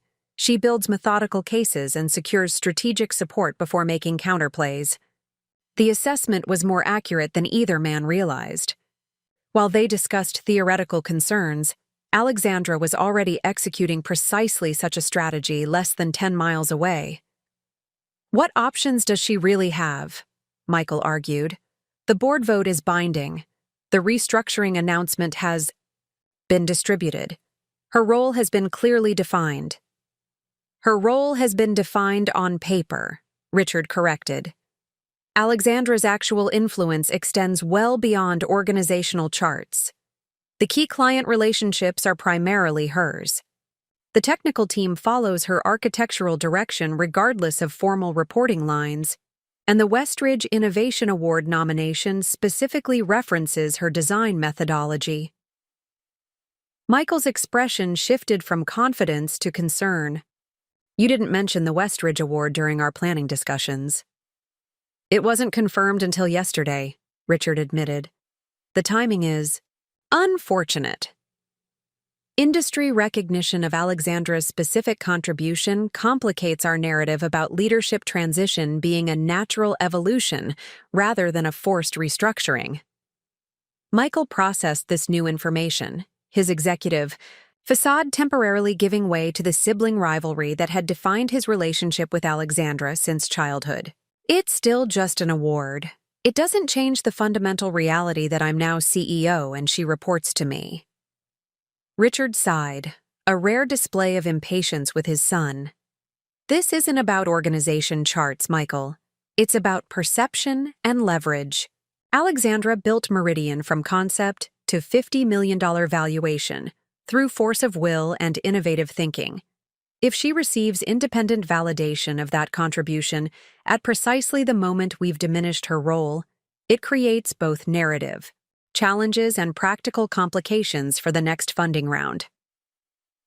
Before Michael could respond, Richard's phone rang, a direct line reserved for urgent matters. He answered, listened briefly, and his expression darkened. When? He demanded, then listened again. Who attended? Do we know what was discussed? After another pause, he concluded with, keep me informed of any developments. He set the phone down carefully, his movements controlled despite obvious tension. Alexandra arranged an off-site meeting with her core leadership team, 6 departmental heads, all meeting at Harper's Mill right now. Michael frowned. That's concerning, but not unexpected. They'll want explanations about the transition. Not explanations, Richard corrected sharply. Strategic alignment. Alexandra is consolidating her operational support base, and more troublingly, she contacted Eleanor Zhao at Summit Ventures this afternoon. This information clearly alarmed Michael. Summit Ventures? They're competitors to Vantage Capital. Not merely competitors, Richard clarified. Summit specializes in founder-led technology companies and explicitly avoids investing in situations where founding technical leadership has been sidelined. Eleanor Zhao has rejected 3 potential investments in Chen Global portfolio companies on exactly those grounds. The implications registered visibly on Michael's face. You think Alexandra is exploring alternative funding options for Meridian? I think she's establishing leverage, Richard replied. Whether she intends to use that leverage to challenge the restructuring internally or to secure backing for a competitive venture remains to be seen. Either scenario creates significant complications for our objectives. Those objectives, while never explicitly stated between them, were clear to both men. Chen Global Investments needed Meridian's increasing valuation to offset losses elsewhere in the portfolio. A clean transition to Michael's leadership would position the company for either a substantial funding round or strategic acquisition, providing the liquidity Richard needed while maintaining family control through his son. Alexandra's continued influence, particularly if amplified by external validation through the Westridge Award, threatened this careful calculation. We need to contain this quickly, Richard decided. The Westridge Summit is next Friday. We have 1 week to solidify the transition and neutralize potential complications. What do you suggest? Michael asked, deferring to his father's experience despite his new CEO title. Richard considered for a moment. First, accelerate the announcement of a significant new investment from Vantage Capital. Having their endorsement of the leadership, transition will create perception of momentum and inevitability. Michael nodded. We could announce it Monday morning. Their term sheet is nearly finalized.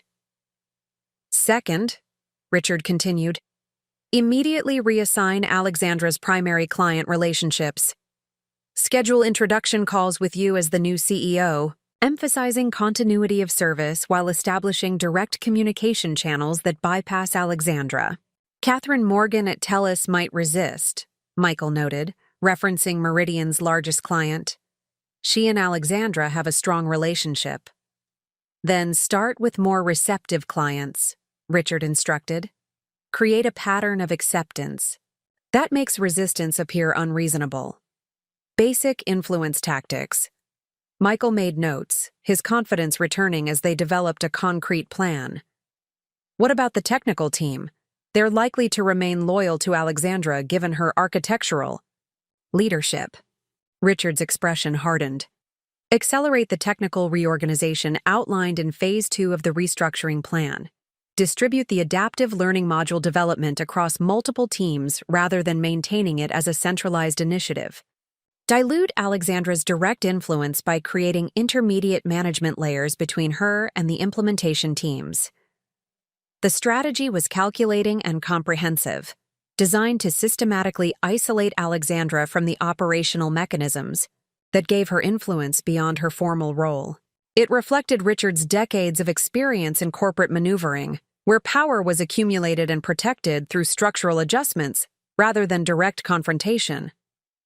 And if these measures don't sufficiently contain the situation?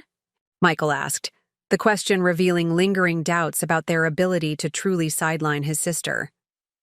Richard was silent for a moment, weighing options he had considered but not yet articulated. Then we accelerate Phase 3. Position Meridian for immediate acquisition rather than additional funding rounds. I've had preliminary discussions with Nexara Technologies about strategic integration possibilities. Michael's surprise was evident. Acquisition wasn't part of our original timeline. We projected at least 18 months of growth under my leadership before considering exit. Options. Circumstances evolve, Richard replied with the detachment of someone accustomed to adjusting strategies when faced with unexpected resistance. If Alexandra creates complications that threaten our ability to maximize Meridian's value through continued independent operation, a premium acquisition offer becomes the practical alternative. The implication was clear. If Alexandra couldn't be effectively sidelined, they would sell the company out from under her, converting her creation into liquid capital for Chen Global Investments, while eliminating the governance complications her continued influence created. What about the Westridge Award? Michael asked, circling back to the complication that clearly concerned him most. If Alexandra receives industry recognition specifically for her architectural innovation, it undermines our narrative about the transition being a natural evolution. Richard's expression revealed rare uncertainty. The award timing is problematic.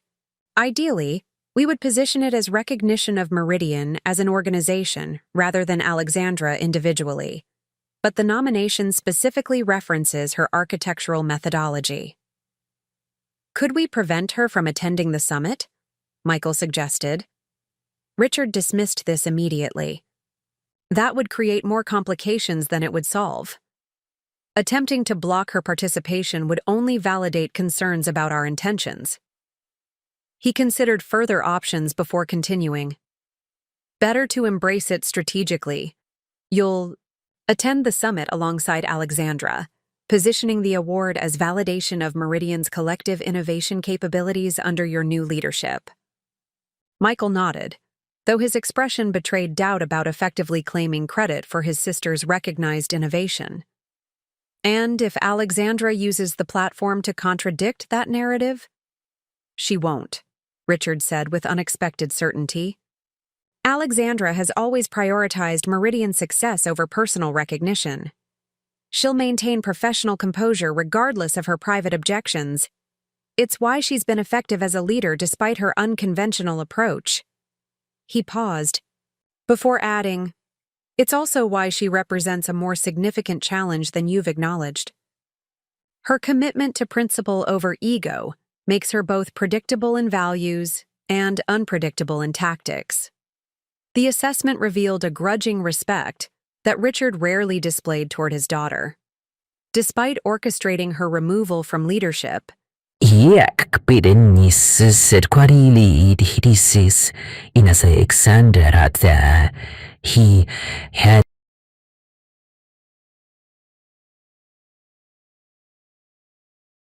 keen strategic questions and sapiens dalla economic and tactical adaptability. As if sensing this comparison, Michael straightened in his chair, asserting the authority his new title conferred. I'll implement these containment measures immediately. By Monday, we'll have established clear operational control regardless of Alexandra's maneuvering. Richard nodded approval, but his expression remained troubled. Proceed with the client reassignment and technical reorganization, but wait on the Vantage Capital announcement until I've spoken with their principals. Again, their concerns about transition complications need to be addressed before they publicly endorse the new leadership structure. This hesitation, unusual for Richard, suggested he recognized the situation with Alexandra presented more complex challenges than a typical corporate restructuring. Despite his decades of experience navigating business politics, his daughter represented an adversary whose capabilities he had perhaps underestimated for too long. As the strategy session continued into the evening, neither Richard nor Michael was aware that the containment measures they were meticulously planning were already being undermined by forces they hadn't accounted for. While they focused on organizational charts and formal authority, Alexandra was building a coalition based on demonstrated value and shared vision, a fundamentally different power base that organizational restructuring alone couldn't neutralize. More significantly, neither man fully appreciated how their actions had liberated Alexandra from the familial constraints that had influenced her decisions throughout Meridian's development. For 8 years, she had balanced her innovative vision with her father's traditional expectations and her brother's professional insecurities. The morning's boardroom betrayal had severed those considerations, allowing her to evaluate options based solely on merit rather than family harmony. In attempting to control Meridian by removing Alexandra from leadership, Richard and Michael had inadvertently unleashed precisely the independent strategic thinking they had sought to contain. They were still playing a game of positional authority and organizational hierarchy, while Alexandra had already shifted to a fundamentally different paradigm based on value creation and authentic innovation leadership. This fundamental misalignment in strategic approaches would become increasingly apparent in the days ahead, as Richard and Michael implemented their containment measures only to discover that the true sources of Alexandra's influence lay beyond their organizational reach. As their strategy session concluded, Richard offered a final observation that revealed more than he intended about his understanding of the situation. Remember, Michael, this isn't personal. It's about organizational alignment and portfolio optimization. The statement, meant as reassurance, instead highlighted the fundamental misconception driving their approach. They viewed the situation as a standard corporate restructuring requiring typical management tactics. What they failed to recognize was that by taking Meridian's leadership from its founder and architectural visionary, they had made it intensely personal. Not just for Alexandra, but for the team members, clients, and industry partners who had invested in her vision rather than merely Meridian's corporate identity. It was a critical blind spot that would shape everything that followed. The meeting at Harper's Mill concluded shortly after 10 p.m., having progressed from initial assessment to concrete strategic planning. Alexandra had been both impressed and moved by her team's unanimous support, but more significantly, by their sophisticated understanding of the situation's nuances and implications. These weren't merely loyal employees. They were strategic partners who recognized how the board's decision threatened not just her position, but Meridian's innovative foundation. As the group dispersed, Diana remained behind, waiting until they were alone before sharing information she had deliberately withheld from the larger discussion. "There's something you should know that I didn't want to mention in front of everyone," she began, her expression serious. "Yesterday, before any of this happened, I received an unusual inquiry from Westcott Systems." Alexandra raised an eyebrow. Westcott was one of the largest enterprise technology providers globally, known for strategic acquisitions of innovative companies that expanded their core capabilities. Unlike many technology giants that acquired startups merely to eliminate competition, Westcott had built a reputation for thoughtful integration that preserved the innovative capacity of acquired companies. "What kind of inquiry?" Alexandra asked.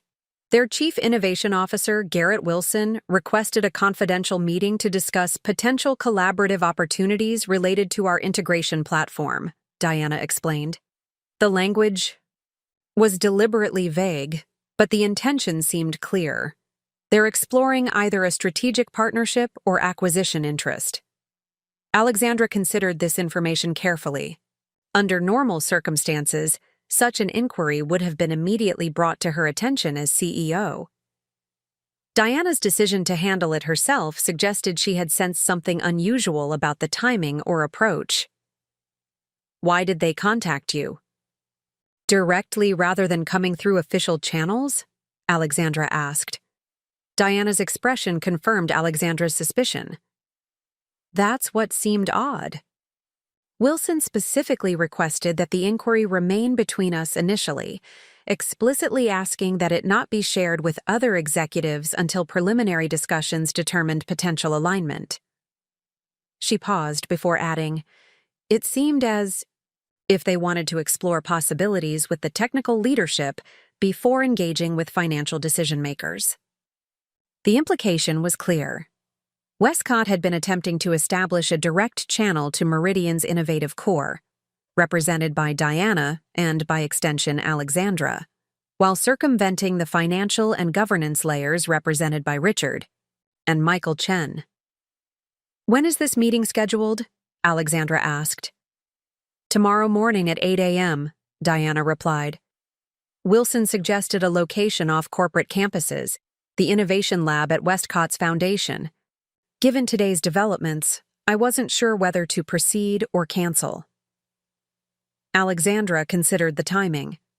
Westcott's approach had come before the board's restructuring decision, suggesting genuine interest in Meridian's technology rather than opportunistic response to organizational turmoil. Yet the meeting would now occur in a radically changed context, one where Meridian's founding architect had been effectively demoted while still controlling its innovative direction. "Attend the meeting," Alexandra decided. "Listen carefully, gather information about their specific interests, but make no commitments, and don't disclose the leadership change unless directly asked." Diana nodded, understanding the strategic value of information gathering before revealing their internal situation. What if they explicitly express acquisition interest? How should I respond? "With appropriate professional curiosity," Alexandra replied carefully. "Neither encouraging nor dismissing, but seeking to understand their vision for how Meridian's technology would be integrated and evolved within their ecosystem. The conversation with Diana had planted a seed in Alexandra's mind, one that continued developing as she drove home through the quiet evening streets. If Westcott Systems had expressed interest in Meridian's technology before the restructuring announcement, their interest likely centered on the integration platform's innovative architecture rather than Meridian's corporate structure or financial metrics. That architectural vision was fundamentally hers, regardless of formal titles or reporting relationships. By the time Alexandra reached her apartment, a hypothesis had formed that required immediate exploration. Instead of heading to bed despite the day's exhaustion, she settled at her desk and opened her laptop, creating a secure document titled Alignment Analysis, Integration Architecture Futures. For the next 3 hours, Alexandra conducted a methodical comparison between Meridian's integration platform architecture and Westcott's enterprise ecosystem. She analyzed technical compatibility, market positioning overlaps, client-based synergies, and cultural alignment indicators, the factors that would determine whether a potential partnership or acquisition would preserve or dilute the innovative approach she had developed. What emerged was surprisingly compelling. Westcott's technology stack had evolved in directions that created natural integration points with Meridian's architecture. Their enterprise client base included sectors where Meridian had limited penetration, creating expansion opportunities. Most significantly, their innovation methodology emphasized preserving the creative autonomy of acquired technologies while providing scaled resources for accelerated development. As Alexandra's analysis deepened, she expanded her research to include previous Westcott acquisitions, examining how founding technical leadership had been treated during integration. The pattern was instructive. In 7 of 9 significant acquisitions over the past decade, the founding technical leadership had remained in place with expanded resources and autonomy. The exceptions were cases where founders had chosen to depart rather than being sidelined. By 2 a.m., Alexandra had compiled sufficient evidence to support a compelling hypothesis. Westcott's interest in Meridian likely centered on her architectural approach, rather than merely the company's market, position, or client base. If true, this created a potential opportunity that hadn't existed 12 hours earlier, one that paradoxically had been made possible by her father and brother's attempt to sideline her. As a controlled subsidiary of Chen Global Investments, with Michael installed as CEO, Meridian represented a traditional acquisition target where corporate interests and family dynamics complicated integration. But as the founding architect pushed aside despite creating the company's core value, Alexandra represented a differentiated opportunity for Westcott, the possibility of acquiring the innovative vision without the entangling governance complications. The realization was both troubling and energizing. Alexandra had built Meridian with singular focus for 8 years, pouring her creativity and determination into transforming an initial concept into a thriving enterprise. The thought of separating from that creation felt like contemplating amputation, yet her father and brother's actions had created a fracture that might not be reparable, a fundamental breach of trust that changed the calculus of her options. Before making any decisions, Alexandra needed more information, specifically Westcott's true intentions and whether they aligned with her hypothesis. She composed a text message to Diana. After your meeting with Wilson, we need to speak immediately. Focus on understanding whether their interest centers on the technology architecture specifically or Meridian as a corporate entity. Also assess how they evaluate founding leadership's role in maintaining innovation continuity after integration. With this guidance sent, Alexandra finally allowed herself a few hours of rest, setting an alarm for 7 a.m. to prepare for what would likely be another pivotal day in reshaping her professional future. The alarm proved unnecessary. Alexandra awakened naturally at 6:30, her mind already active with strategic calculations despite minimal sleep. After a quick shower and coffee, she resumed her analysis, focusing now on the specific value she could create in various scenarios, remaining at Meridian in the diminished role, challenging the restructuring through governance processes, or exploring external opportunities that would allow her to continue evolving her architectural vision without family constraints. At precisely 9:17 a.m., her phone rang, Diana calling after her meeting with Garrett Wilson.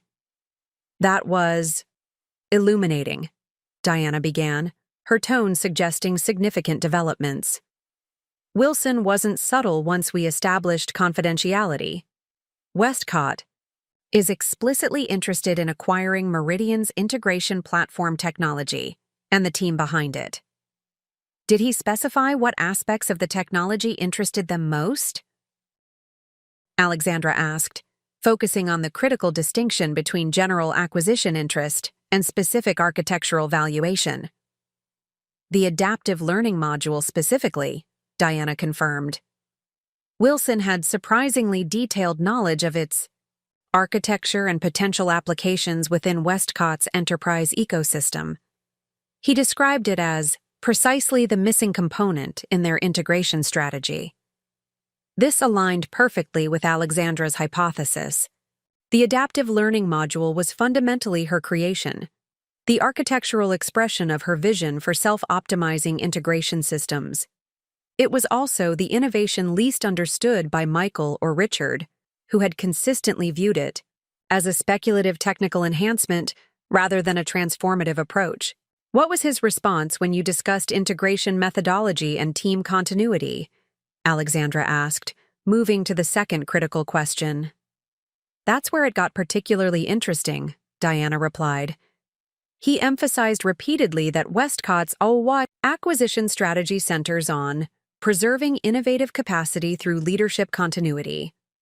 When I asked about specific examples, he cited their Novara acquisition, where the founding CTO became their divisional chief architect with expanded resources and autonomy."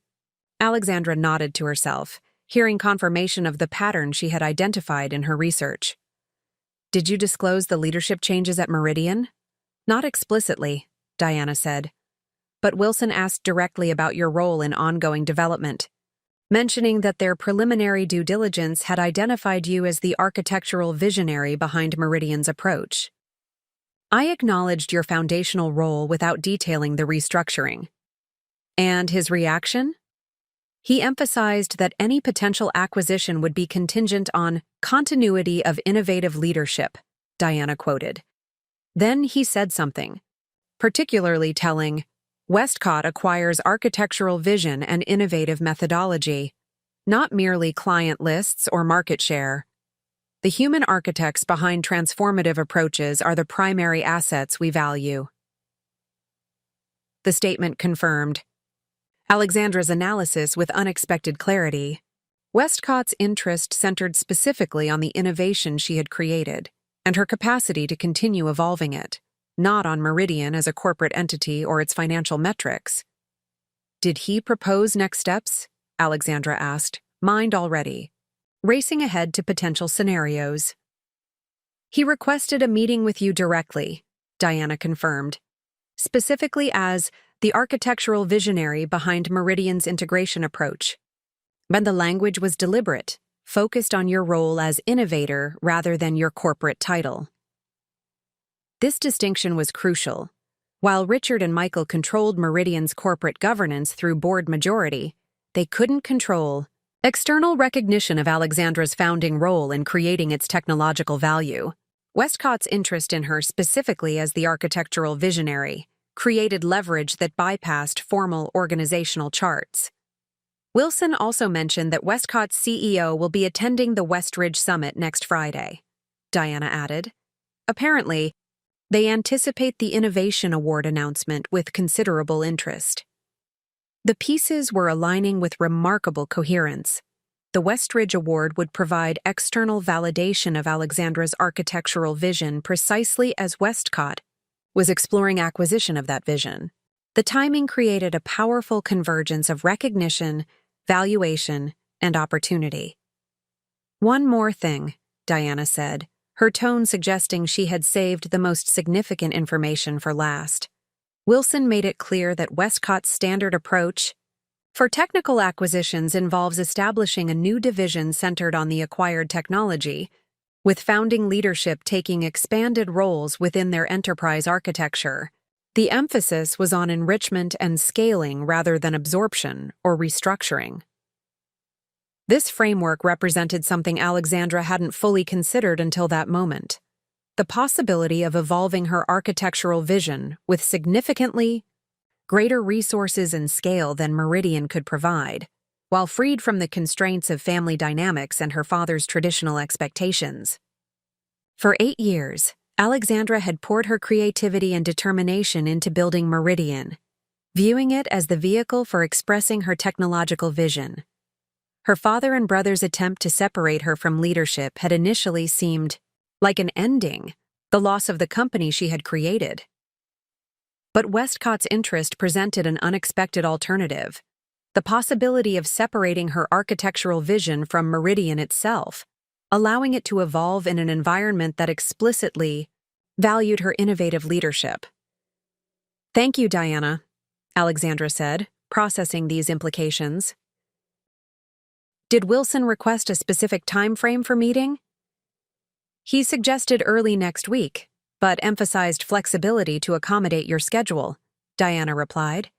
"He also mentioned he'll be at the Archimedes conference tomorrow, the panel discussion on enterprise integration futures. He suggested it might provide an opportunity for a preliminary conversation in a neutral professional context." The Archimedes conference was a respected technical forum focused on enterprise architecture innovation. Alexandra had been invited to participate in the panel discussion months earlier, but had tentatively declined due to conflicting client commitments. Those commitments now seemed less binding, given her changed role at Meridian. "Contact the conference organizers and confirm my participation in the panel," Alexandra decided. "And Diana, thank you for handling this with such strategic awareness. You recognized the potential significance of Westcott's approach before any of this happened. I've worked with you long enough to understand how your architectural vision transcends Meridian's current implementation," Diana replied. "Whatever path forward emerges, protecting and advancing that vision matters more than organizational charts or family politics." After concluding the call, Alexandra sat in thoughtful silence, processing the opportunity that had unexpectedly emerged from the previous day's devastation. What had initially seemed like an ending was potentially transforming into a new beginning, one with expanded resources, greater autonomy, and freedom from the constraints that had subtly limited her innovation within Meridian. Yet pursuing this opportunity would mean fundamentally redefining her relationship with the company she had built from concept to $50 million enterprise. It would mean accepting that her father and brother's betrayal had irreparably altered the foundation of trust necessary for continued collaboration. Most significantly, it would mean recognizing that her true value lay in her architectural vision, rather than her position within Meridian's corporate structure. As Alexandra contemplated these implications, her phone chimed with a calendar invitation: the Archimedes conference panel discussion scheduled for 2 p.m. the following day, with her participation now confirmed. The panel topic seemed almost prescient. Given recent developments, architectural vision versus corporate structure, preserving innovation through leadership transitions. It was the perfect context for a preliminary conversation with Garrett Wilson about the possibility of evolving her architectural vision within Westcott's ecosystem. A professional forum focused on innovation methodology rather than corporate politics. For the first time since the devastating board meeting, Alexandra felt a sense of expansive possibility rather than constricting limitation. Her father and brother had attempted to contain her influence within a diminished role at Meridian. Instead, they might have inadvertently created conditions for her vision to expand beyond anything possible within the constraints of family business dynamics. The realization brought a surprising sense of liberation. For 8 years, Alexandra had navigated the complex terrain of being both an innovative founder and a dutiful daughter. balancing her architectural ambitions with her father's traditional expectations. The board's betrayal had severed that balancing act, creating space for decisions based solely on innovation potential rather than family harmony. As she prepared for the conference panel that might reshape her professional future, Alexandra recognized that the greatest opportunity emerging from recent events wasn't external, but internal. The freedom to pursue her vision without compromise, to create value based on merit rather than position, and to define success on her own terms rather than within parameters established by others. Whatever path she ultimately chose, that newfound clarity would shape everything that followed. Alexandra awoke the next morning with clarity that only comes after profound disruption forces reassessment of fundamental assumptions. For 8 years, she had operated within parameters she hadn't fully recognized, balancing innovation with her father's expectations, moderating her ambitions to preserve family harmony, and accepting constraints that subtly limited her visions. Full expression. The board's decision had shattered those parameters, creating both crisis and opportunity. Meridian had been her singular focus since its inception, her creation, her mission, her legacy. Yet Westcott's interest suggested the possibility that her architectural vision could transcend Meridian itself, evolving in ways impossible within the constraints of family business dynamics. Before making any irreversible decisions, Alexandra needed a comprehensive strategy that accounted for all variables and potential outcomes. She dressed deliberately for the day ahead, choosing attire appropriate for the Archimedes conference panel discussion, while projecting the quiet confidence of an innovative leader rather than a recently demoted executive. At her dining table, laptop open and fresh coffee steaming beside her, Alexandra created a new document titled Strategic Pathways, Comprehensive Assessment Framework. She needed to transform scattered insights and emerging opportunities into a coherent strategy that would guide her decisions over the critical days ahead. She began by defining success criteria, the fundamental outcomes that would constitute victory regardless of specific organizational arrangements. After careful consideration, she identified 3 essential elements. 1. Preservation of architectural integrity, ensuring her integration approach continued developing according to its core principles rather than being compromised for short-term financial objectives. 2. Recognition of innovative contribution, establishing undeniable documentation of her founding role in creating Meridian's technological value. 3. Liberation from constraining dynamics, creating conditions where innovation could proceed based on merit rather than position or family politics. With these core success criteria established, Alexandra mapped potential strategic pathways, each with distinct advantages, requirements, and risks. Pathway 1. Internal restoration. This approach would focus on challenging the board's restructuring through governance processes, leveraging the procedural irregularities Dr. Villers had identified and the external validation coming from the Westridge Award.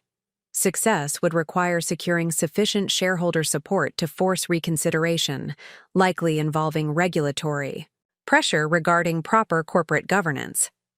Advantages: maintaining continuity of existing client relationships and team structures, preserving founding connection to Meridian's evolution.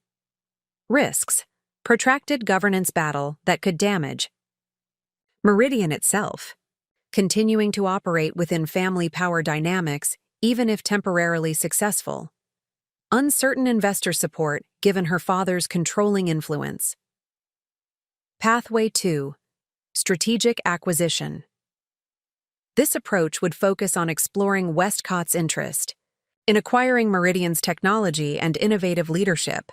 Success would require ensuring any acquisition preserved architectural integrity while providing expanded resources and autonomy for continued development. Advantages: significant resources for accelerated innovation. Freedom from family business. Constraints: potential for architectural vision to scale beyond Meridian's current capabilities. Risks: Cultural integration challenges within larger corporate structure. Potential dilution of architectural vision despite initial commitments. Complicated transition for team members and clients. Pathway 3. Independent innovation evolution. This approach would involve departing Meridian entirely to establish a new venture based on next-generation architectural principles, leveraging the credibility established through Meridian's success and the upcoming Westridge Award recognition. Advantages: complete autonomy and fresh start without historical constraints, opportunity to implement lessons learned without legacy complications. Risks: significant resource limitations initially. Potential legal challenges regarding intellectual property. Disruption for team members who couldn't immediately transition. For each pathway, Alexandra methodically mapped required resources, potential allies, likely opposition tactics, critical decision points, and success indicators. The process wasn't merely analytical. It was a manifestation of the strategic clarity that had made her effective as Meridian's founder despite constant headwinds. As her analysis deepened, Alexandra recognized that these pathways weren't necessarily mutually exclusive. Elements could be strategically combined or sequenced to create optimal positioning as circumstances evolved. Most significantly, maintaining multiple viable options created leverage that couldn't be neutralized through any single countermove by her father or brother. The Westridge Award announcement and the Archimedes Conference represented critical inflection points in this emerging strategy. Each provided external validation of her architectural vision separate from Meridian's corporate identity, creating foundations for whatever path ultimately proved most viable. With her strategic framework established, Alexandra turned to immediate, tactical priorities for the day ahead.